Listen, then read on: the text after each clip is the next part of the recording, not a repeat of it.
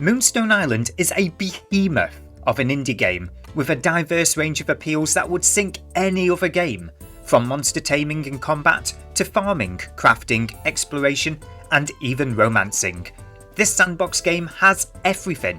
If even just one of these happens to be your kind of game, then stick around and reel in that subscribe button as we explore Moonstone Island.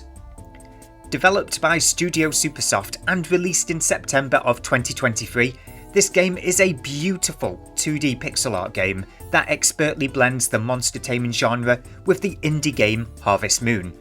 When I first picked up this game, I thought of it as a fusion of Pokemon and Animal Crossing, but it is so much more than just that. As a young alchemist, you head out to serve the people of Moonstone, a floating island surrounded by 100 other randomly placed floating islands. As you explore these islands, you will encounter spirits to fight and tame, materials to collect, seeds and plants to harvest, and so much more. Upon returning to the town at the end of each day, you can interact with the island's residents, whereby you can do all of the usual stuff, like buy and sell gear, expand and decorate your home, complete quests, and even flirt and date with fellow islanders. Combat in this game is a triple battle with a twist. Each spirit comes with a deck of cards that represents their moves and abilities, with new cards being made available as they level up. The cards for each spirit are all combined into one deck at the start of the fight, and the hand you draw represents the moves you have available to choose for this turn. This results in a lot more thought and strategy going into both the combat and the raising of spirits, as the player cannot be dependent on one single move to win each battle. Outside of combat, your spirits can follow you around in the overworld, some of which have exclusive overworld abilities to encourage you to take them along with you on your travels. And speaking of traversal, of course, traversal across this game's world can be achieved with the use of a balloon, a broom, or a glider as they become available to you. Alternatively, you can build bridges between the islands if you happen to be afraid of flying.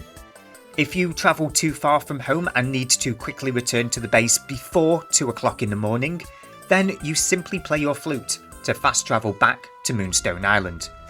And yes, 2 o'clock in the morning, 2 AM. Unlike most games, you cannot adventure endlessly without sleep.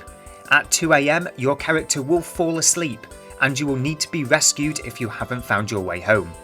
This all adds a level of urgency when watching the in-game clock tick over, as it represents more than a simple day and night cycle.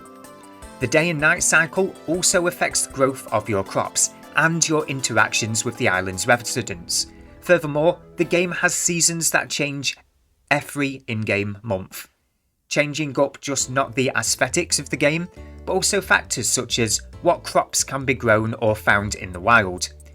Even the task of fishing has its very own minigame that puts the creativity of games like Pokemon and Animal Crossing to shame, as you have to follow the fish with your left thumbstick long enough to catch it in a challenging little minigame. It looks and sounds simple, but it really can be quite the challenge, especially with the more difficult fish. The talking points for this game are so plentiful that it's genuinely difficult to fit them all into a single review, so here's a quick blitz through everything that the game has to offer. Monster taming and battling, deck building, farming crops, gardening, raising and feeding spirits, fishing, exploration, house furnishing, relationships, dungeons, mining, crafting and potions, quests, day and night cycle, seasons, and sandbox. And there'll be so much more than that I will simply have not remembered to include in this script.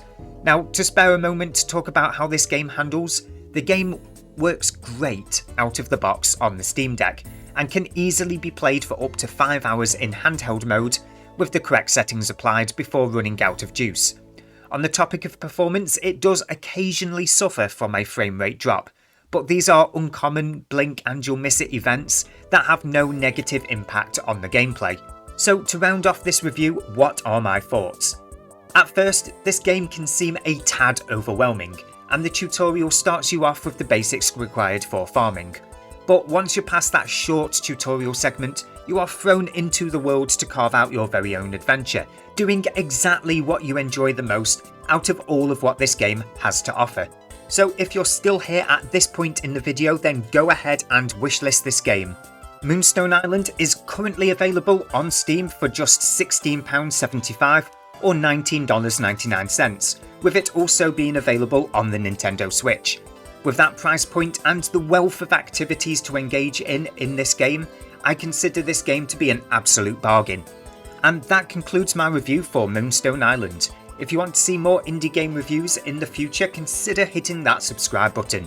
The more people who subscribe on this video, the more reviews I'll do in the future. Until then, this is Hale, and I bid you play casual.